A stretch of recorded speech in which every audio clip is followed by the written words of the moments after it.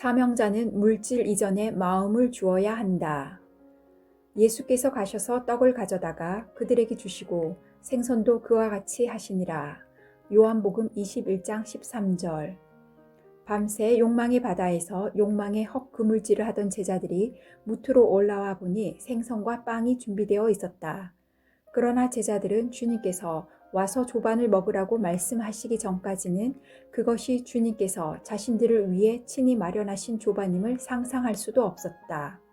그들은 밤새도록 현재형으로 임해 계신 주님을 과거형으로 잊고 있지 않았던가. 그 주님께서 자신들을 위해 조반을 마련하셨다는 것은 세속적 인간성을 지닌 그들의 상상을 초월하는 일이었다. 그들이 인면수심의 인간이 아니고서야 그 상황에서 누가 감히 그 조반에 손을 댈 엄두를 낼 수 있겠는가. 그 조반을 대하는 순간 그들은 간밤에 자신들이 주님 앞에서 얼마나 어리석은 짓을 했었는지를 새삼스럽게 뉘우치면서 말할 수 없는 수치심을 느꼈을 것이다. 양심의 가책은 또 얼마나 컸겠는가. 그들은 배고픔도 망각한 채 주님께서 손수 마련해 주신 조반 앞에서 몸둘 바를 몰라 했을 것이다. 그들을 안쓰럽게 여기신 주님께서는 당신이 마련하신 생선과 빵을 직접 들고 제자들에게 일일이 나누어 주셨다. 그리고 15절은 그들이 조반 먹은 후에라고 증언하고 있다. 제자들은 주님께서 일일이 나누어 주시는 것마저 사양할 수 없어 마침내 주님께서 친히 마련하신 생선과 빵을 받아 먹었다. 평생 먹는다고 다 같은 식사가 아니다.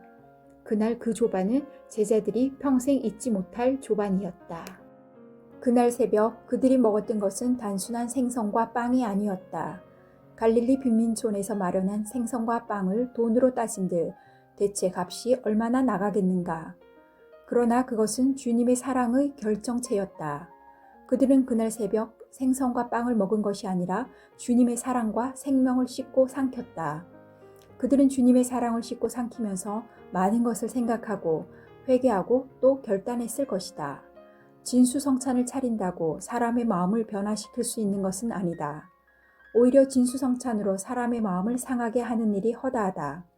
그러나 마른 빵 한 조각과 생선 한 토막으로도 사람을 감동시키고 변화시킬 수 있다. 그것은 빵 한 조각과 생선 한 토막을 마련하는 사람의 마음에 달려 있다. 그 일을 억지로 하느냐 아니면 진정으로 상대를 사랑하는 마음으로 하느냐의 차이다.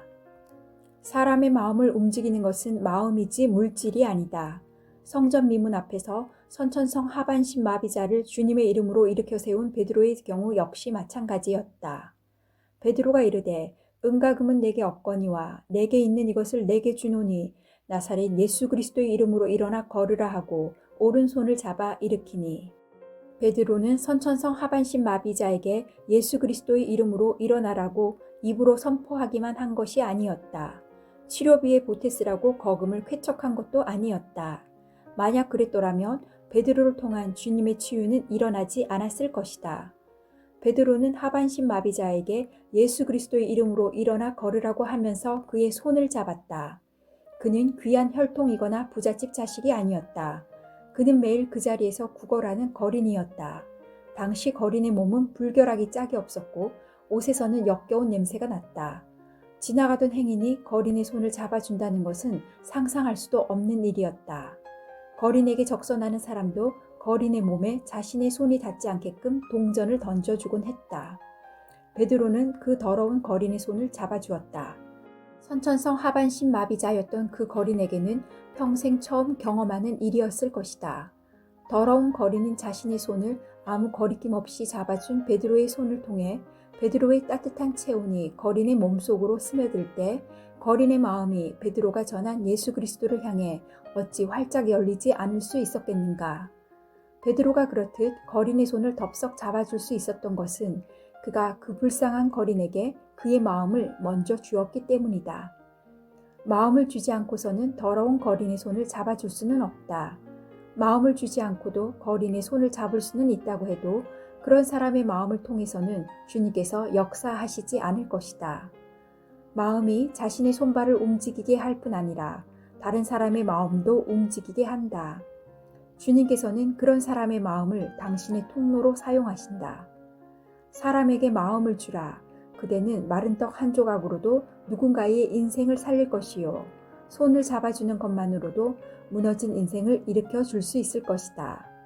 그대의 마음을 통해 주님께서 친히 역사하실 것이기 때문이다.